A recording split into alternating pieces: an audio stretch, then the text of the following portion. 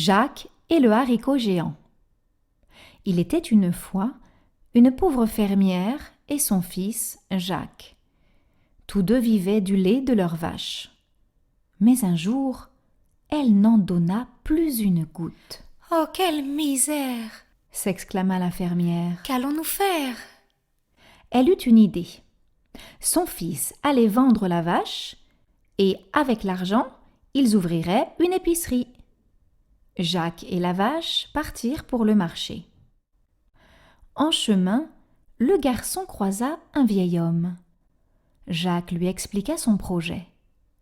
Le vieillard déclara qu'il était prêt à lui offrir le meilleur prix, toute une poignée de haricots. Mais une vache contre des graines, cela ne semble pas une bonne affaire. Jacques se mit en colère. « Les haricots sont magiques, insista le vieillard. Plante-les et tu verras. Et si je mens, ta vache, tu la reprends. » Rassuré, Jacques accepta. Le soir, la mère de Jacques fut très fâchée. Comment son fils avait-il pu être idiot au point de croire à cette histoire de haricots ? Elle l'envoya au lit sans dîner et jeta les graines par la fenêtre. À son réveil, Jacques crut que le soleil ne s'était pas levé.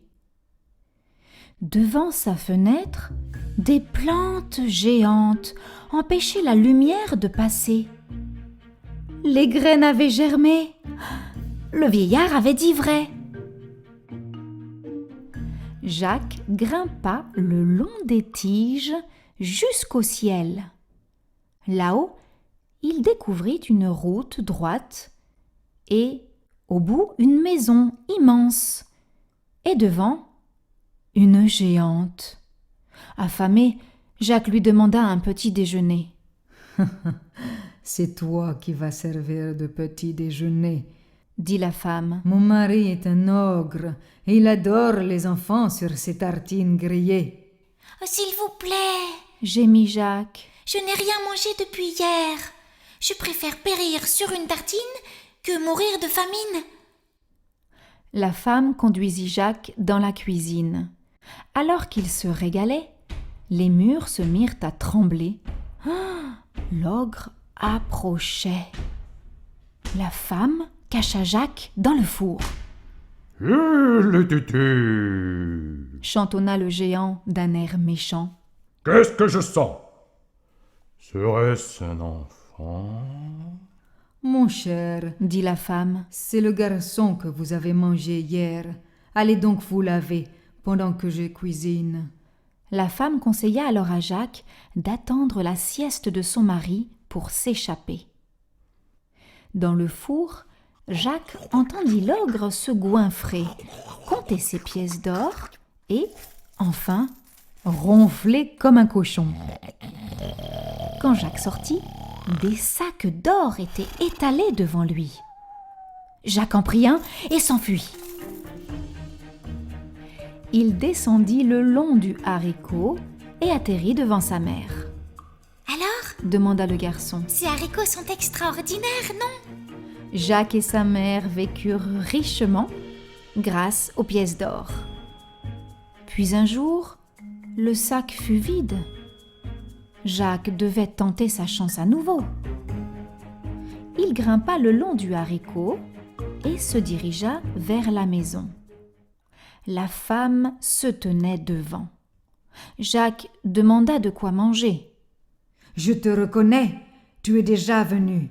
Et depuis, il nous manque un sac d'or. »« Je vais tout vous raconter, répondit Jacques. Mais j'ai trop faim pour parler. » La femme invita Jacques à entrer.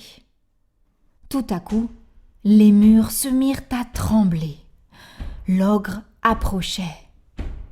Jacques se cacha dans le four. Le géant avala un gigantesque repas. Puis, il fit venir sa poule aux œufs d'or. La poule pondit un gros œuf en or.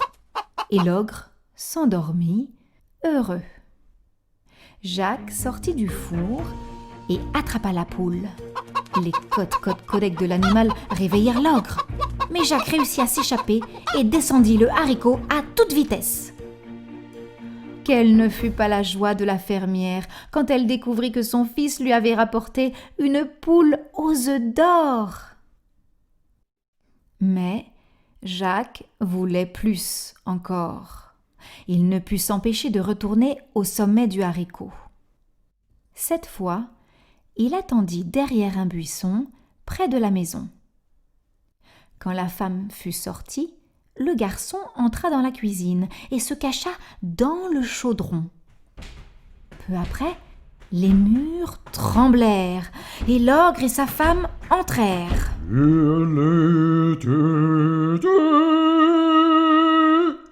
Chantonna l'ogre. Qu'est-ce que je sens?